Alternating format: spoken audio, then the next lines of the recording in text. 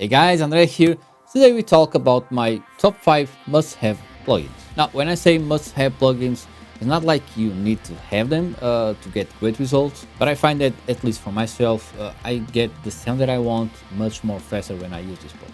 So, without further ado, let's go to the raw. Okay, so the first one is the SSL channel strip. So I use it on so many tracks. Like, let me show you. Kick drum, one. Snare, it's this one. My bass, it has a SSL channel strip. My guitars, SSL channel strip. My vocals, SSL channel strip. So I use this plugin a lot, and the reason is because you can do so much with just one plugin. So high pass filter, low pass filter, EQ, compression, gate, expander.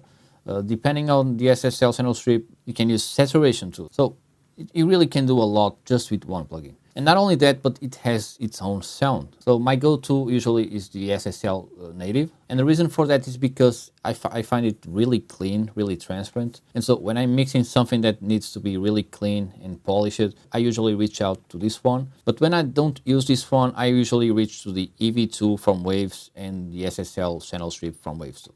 And so it sounds really good. Let me just show you.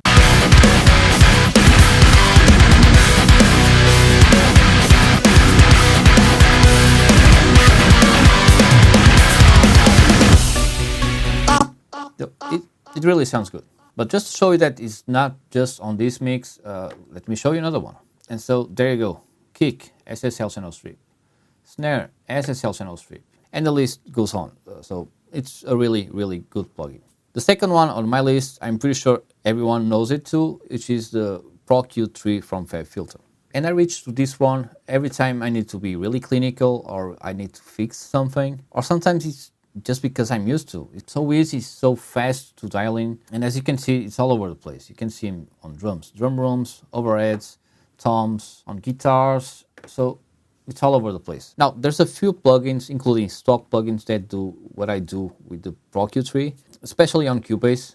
It has a frequency, but it's like, although it does a lot of the things that I do with the Pro Q3, it's just not so cool, I guess. And usually, and this is the most important thing on my top 5 list of plugins, is that with the Pro Q, I get results that I want faster. And for that reason alone, one plugin worth the price to me. Okay, third one is again from FabFilter, and it's the Pro MB. Now, the reason I have a multiband compressor on my list is because I use this plugin to do a lot of things that I usually wouldn't be doing with a multiband compressor. So this instance of the Pro MB, it's on my drum room tracks, and what it's doing is boosting the level of the drum rooms every time there's a snare hit. Let me show you.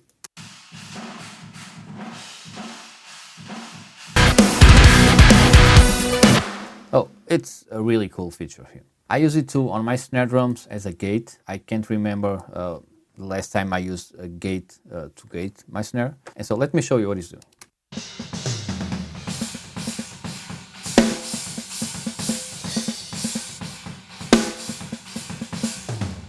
So it's really good for this too. I use it on bass when I need it more low end, but controlled low end. I use it on electric guitars, of course, for the chugga chuggas like this. So I guess this one is a problem solver because that's how I use it most of the times. So really, really cool plugin. Now next up, and number 4 is the 1176, right? Everyone likes this plugin. And so again, my drum rooms always have a 1176. My overheads, usually on bass when I really need to compress it, but especially and most importantly, my vocals. I always use this one on vocals because it just has a sound to it. Because you can say, why don't I use a different compressor, right? The thing is that this one has its own sound, its own characters. It's different from any other compressors. And when it comes to 1176 emulations, I usually go with the Waves one. And maybe it's because I use it for so many years that I'm so used to its sound that I just can't use another one. But it's either the Waves one or the Slate Digital ones. So if I'm using the virtual mix rack, I usually reach to the 1176 from Slate Digital because it's just faster to put it on. And last but not least comes the SSL bus compressor. And to be honest with you, I usually only use it on 2 tracks or 2 groups, I should say. One is the 2 bus and the other one will be my drum groups. Now sometimes I use the Slate Digital, sometimes I use the SSL Native, and these 2 are the ones I like the most. And the difference between these 2, at least to my ears, every time I want a little bit more kick in the bass, I go with the FG Gray. It sounds to me that it gives me a little bit more low end. And as a compressor, I think they are really similar, if you ask me. And the reason I say this is a must-have plugin is because I find it really hard to get the same result with the different compressor. Now, I tried the API one from Universal Audio and from Waves too, and it sounds really cool too. But I usually end up always using some kind of SSL. Not some kind. I usually go with the FG Gray or the SSL bus compressor, the native one, because they just get me the sound that I want.